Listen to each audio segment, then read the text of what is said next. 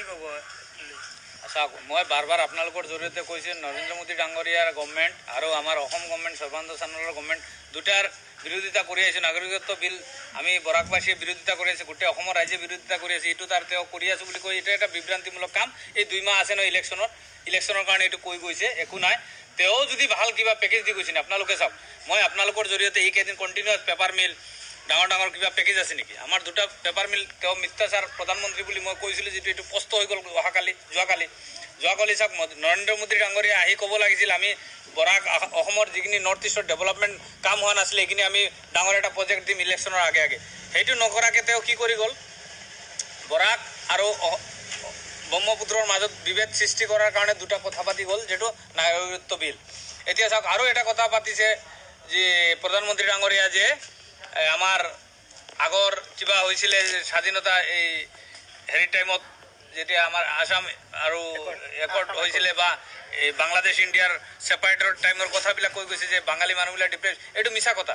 তেওঁ অসমৰ ইতিহাসটো জানিব লাগিছিল, তাৰপিছত এইবিলাক লেকচাৰ দিব লাগিছিল। তেওঁলোকে বাৰ আহে আৰু আমাৰ অসমৰ হিন্দু মুছলিম অসমীয়া দাংগা লগাবৰ কাৰণে সেইটোৱে বিচাৰি আছে। সেইকাৰণে তেওঁৰ দৰে মিথ্যাচাৰ মানুহ নাই। তেওঁৰ গভৰ্ণমেণ্টে যিটো কৰি আছে সেইটো মিছা।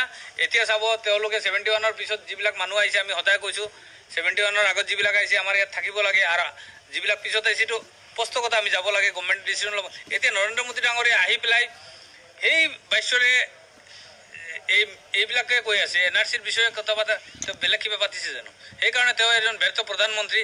তেওঁ জুমলাবাজি কৰি থাকে, মিছা কৈ থাকে। এতিয়া ল'ৰা ছোৱালীক পইচা সোমাই দিব, হেৰি দিব, এইবিলাকে একদম চব মিছা, একো ডেভেলপমেণ্ট কাম কৰা নাই। সেইকাৰণে মই তেওঁক ধিক্কাৰ জনাইছোঁ। আৰু তেওঁ আহি যিটো কৰিব লাগিছিল সেইটো কৰা নাই। আৰু তাৰ আগৰ পৰা মই কৈছোঁ নৰেন্দ্ৰ মোদী এটা মিথ্যাচাৰী মানুহ। তেওঁ প্ৰমাণ হ'ল যোৱাকালি যে আহি গ'ল, একো ডাঙৰ প্ৰজেক্ট দিয়া নাই।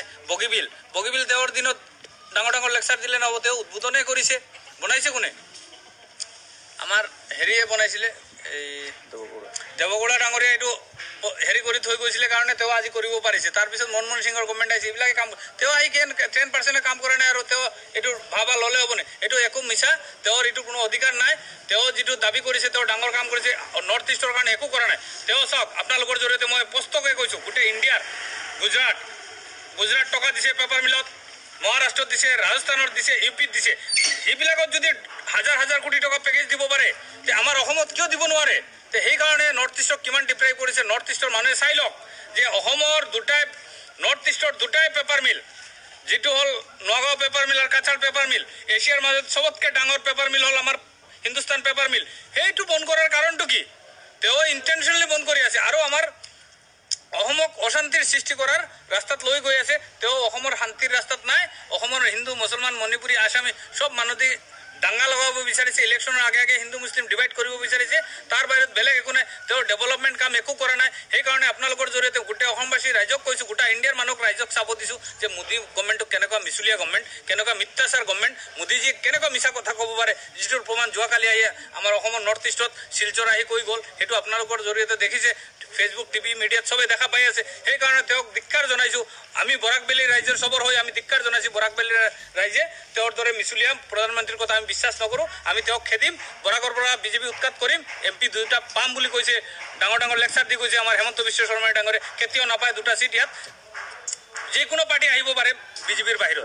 ৰাইজে এখন লোকসভা নিৰ্বাচনত দিব বুলি ভাবে, একদম বিতাড়িত কৰিব বিজেপি। কেলে এই যিটো চিচুৱেশ্যন ক্ৰিয়েট কৰিছে তেওঁলোকৰ ইয়াত অস্তিত্ব নাই। কেলে তেওঁ যিটো মিথ্যাচাৰ, যিটো কিবা এটা কৈ যাব লাগিছিল অসমৰ কাৰণে, ইয়াত ৰাজনীতিক ৰণদংগা 19ৰ বজাইছে যেতিয়া, ঢোল পিটিছে যেতিয়া, এই পিঠাটোৰ তেওঁ কিবা কৰি থৈ গৈছিল, কিবা এটা কৈ গৈছিল, কিবা এটা দিম বৰাকত, একো কোৱা নাই, মাত মাতা নাই। তেওঁ হিন্দু মুছলমান দাঙ্গা লগাবৰ কাৰণে, অসমীয়া বাঙালী দাঙ্গা লগাব, সেইটো লগাই থৈ গৈছে। সেইটো জুই জ্বলিব এতিয়া। সেইটোত আৰু NRCও নাথাকে, একো নাথাকে। তেওঁ এইটো কৰিব বিচাৰি আছে। এই 3 মাহ পিছত ইলেকশ্যনৰ পিছত আকৌ তেওঁ আগৰ জেগাত যাব। যেনেকুৱা ৰাম মন্দিৰ বনাম বুলি কৈছে। राम मंदिर बनाया क्या? नहीं बनाया। तो फिर क्या बनाया? मस्जिद बनाया? नहीं बनाया। तो फिर ऐसे चला गया 5 साल। अभी आया राम मंदिर का बात, ये डेवलपमेंट का बात, हिंदू मुसलमान का बात। बिलखनर